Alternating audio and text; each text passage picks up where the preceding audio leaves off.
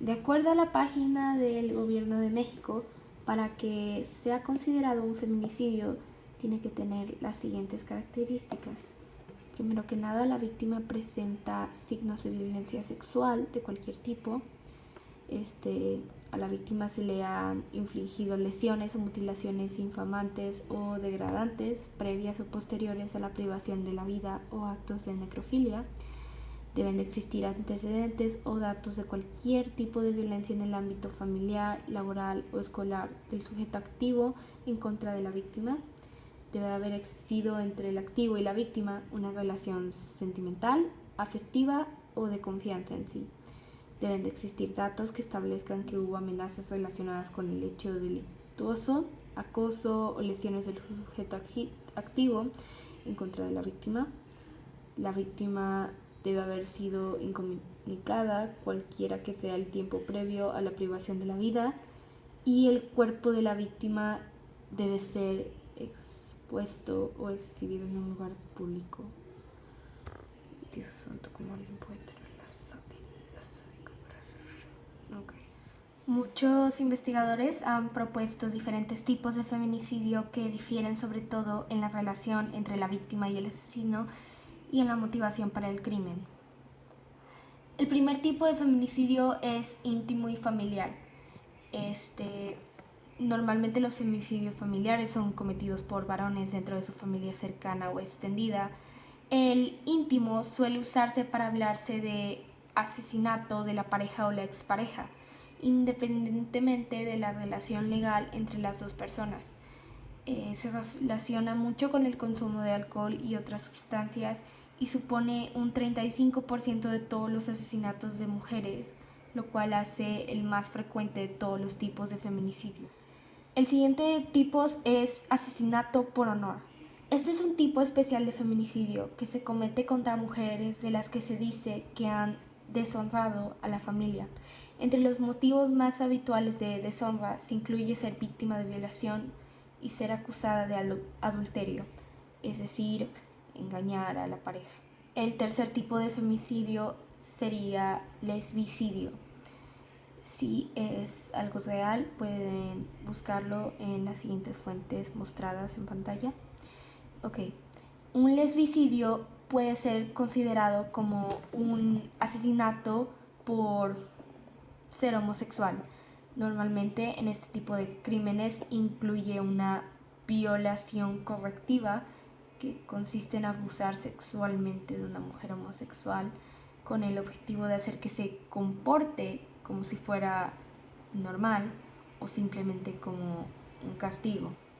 El cuarto que tenemos aquí es el feminicidio racial.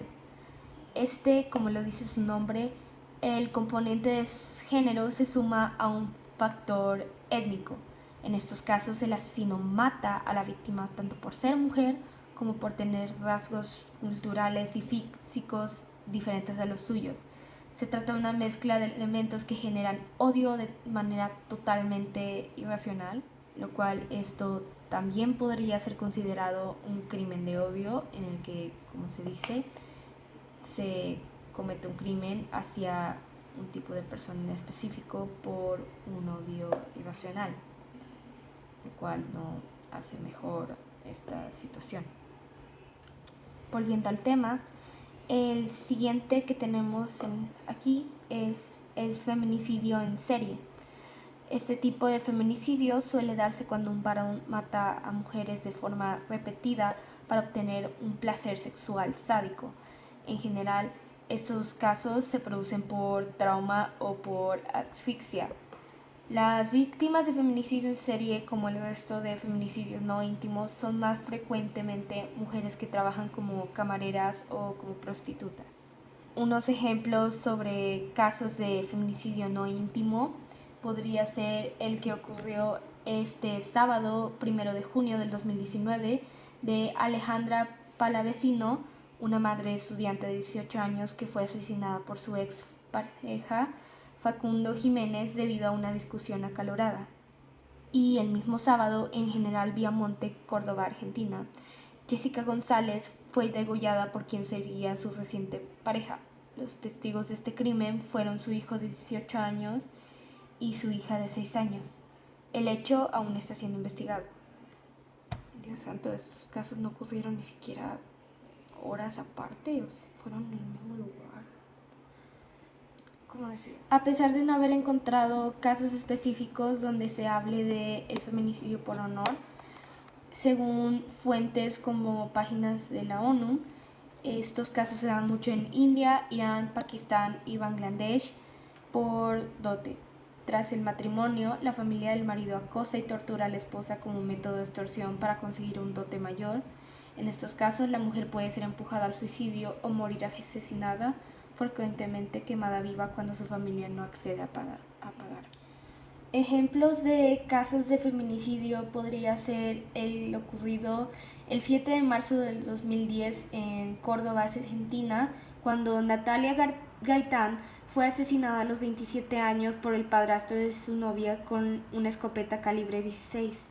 También podríamos hablar del caso de María Guadalupe Hernández Flores, una feminista y activista a favor de los derechos de la comunidad LGTB que fue reportada desaparecida el 11 de marzo del 2018 y fue descubierta muerta por un disparo en la cabeza el 24 de marzo del 2018 en Coronel, Guadalajara.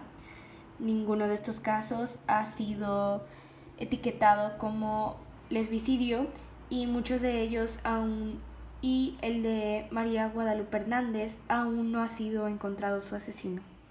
A pesar de que no se encontraron casos que hablaran específicamente del feminicidio racial, se acusa que las autoridades no actuaron con eficacia ante todas las masacres de mujeres que han ocurrido en Ciudad Juárez desde 1990 a 2000 por el hecho de que muchas de las mujeres fueran mujeres humildes de piel morena y otras de ellas fueran inmigrantes, pobres, solteras sin familiares varones o tener una vida social y sexual que rompiera tabúes impuestos.